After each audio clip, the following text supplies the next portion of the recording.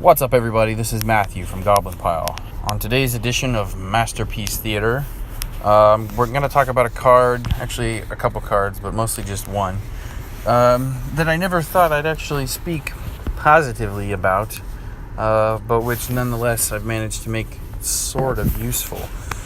Pardon me. Okay, so that card is the Orzhov Pontiff. This guy is a hot turd. The hottest of turds from this whole damn set. He is awful. Just looks terrible. Yeah, he's a pig with lipstick, you know? Like, there's nothing really redeeming to say about him, because he just seems thoroughly underwhelming. Just totally unimpressive.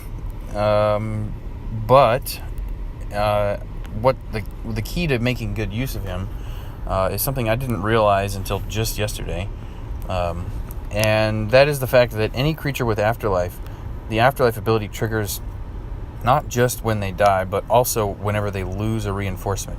So when this creature dies or loses a reinforcement, create X Orzhov spirit tokens, or X is this card's afterlife. That's critical, and it's interesting because it should, or it treats it almost like it would in paper, you know? Every creature with afterlife would trigger, not just one, in paper. And so I feel like it's kind of nice in that sense because it harkens back to the paper experience. But that's also the part of this card's utility that actually has some use.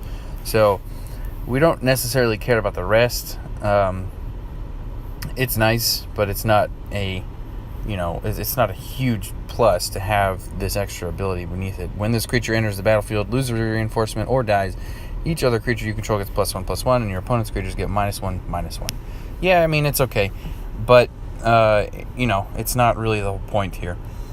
Next, we have Rakdos Riteknife. I struggled to find a place to put this when I pulled it, but it actually is a nice fit for this deck, even though we're crossing the streams with the guilds here. When this support is on the board, your first creature gets +X/+0, where X is 4 plus the number of this support's reinforcements. Whenever a creature you control dies or loses a reinforcement, reinforce this support. So you'll notice the theme is reinforcements. We're going to get to that, and in a little bit we'll show you the actual card driving this whole thing, which some of you may already have picked up on. And then when this support is destroyed, destroy an opposing creature for each of this support's reinforcements. Next, Blue Sun Zenith, broken nonsense. And finally, we get to the real engine driving this deck, Mirror March. This card continues to surprise me. It is excellently useful. It's got amazing utility no matter what you're trying to do with it. In this sense, as you guys know from the Lazalda video that I posted, the reinforcement aspect of this really kicks this deck into overdrive and makes it work nice. Makes it work very well. So while the support is on the board, your creatures get haste. And then when a non-token creature enters the battlefield under your control, if there are 9 or more red gems, reinforce that creature, destroy 5 random gems, and repeat this process at the end of your turn. And this is the kicker. If a creature you control was reinforced by this support, it loses all its reinforcements. So Pontiff is nice because whenever he loses a reinforcement from Mirror March, he's going to spit out 3 tokens. Those tokens will also have haste because of Mirror March. And on top of that, if we can get Teysa in play, she makes things even better because of her abilities. So whenever another non-token, non-copy creature you control dies or loses a reinforcement, copy it, it gains half of its mana. Creature tokens you control have vigilance and lifelink. So if you got her in the board and you got the Pontiff in play, and then you have Mirror March in play, all those tokens will come out, they'll have haste, and they'll also be blockers, so it'll set you up for some defense. Then we have Blood Divination. This is a lose 1 creature reinforcement, then draw 3 cards. This is a kind of like a fixer to get you some more stuff in your hand. What's nice about it is with Teysa, whatever creature you decide to pull your reinforcement from, hint, it should always be the Pontiff, it will come back into your hand with half mana. Then we have Storm the Vault. You guys know this one. It makes all kinds of nonsense blue mana ramp, which is never should be a thing. Then we have Quasi Duplicate. I got this one in here to focus on the reinforcements aspect. It's just really nice in that way. And then Expansion and Explosion. Mostly here to cast the expansion side, but occasionally I've also used Explosion to help fix my hand. And then Plague Wind to keep the board clean. Really the only piece of removal necessary, especially because we're using Bolus. Alright, so let's see how the game goes.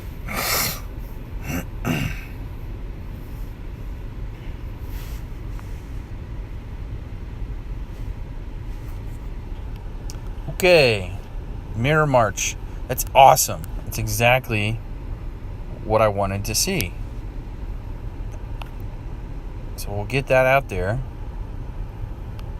and then we'll see what else we can get. So this deck actually is kind of explosive, more so than I really ever expected it to be. It's kind of nice in that sense. So we'll see how it goes. It looks like I got 1, 2, 3, 4, 5, 6, 7, 8, 9 red gems exactly. Awesome. So that's cool. That's the first time I've had this come into play and ding another creature like that. I haven't actually seen that ability work yet. But what's great about this is we're just going to run that angel right into the ground. She's not going to know what hit her. Man, see, this is perfect. This is exactly how it should work. It doesn't always play out this way, because the randomness of drawing cards. But as soon as he's done, he's going to make a ton of tokens for us. So there are 14 reinforcements there, 15 now, 16. I might not even need... This is crazy. See, this is why Mirror March is insane.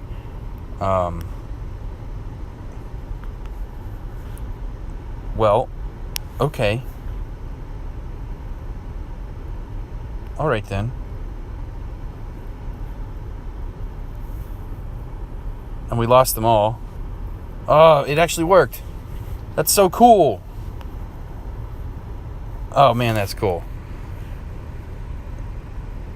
So, yeah, Bruna is just going to get leveled here. She's just going to die.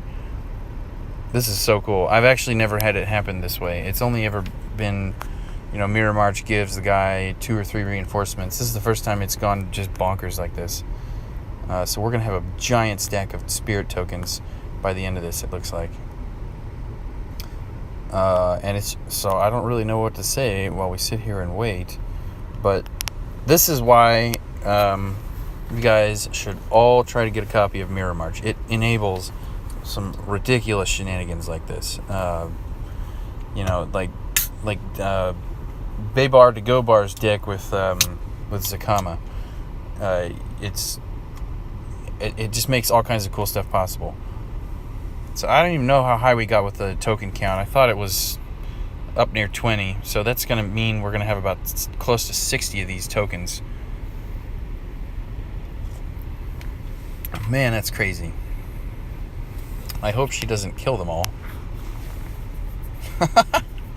And then look at that right knife down there. That thing is nuts. 34. See, oh my god, the loop prevention thing just kicked in. Crazy. So yeah, we'll just kill Gisela. I guess at this point it doesn't really matter because the next turn this game is over. But you guys see the point. You get the idea. I would have liked to show you how it works with Teysa in play, because that's cool. Because anytime you lose a reinforcement, you just get the card back in your hand, which just means you can do the whole thing over again the next turn, assuming of course there's enough red gems. But yeah, that's it. That's the idea. Tell me what you think. Give me some likes, give me some suggestions, thumbs ups, all that stuff, comments. I'll take it all.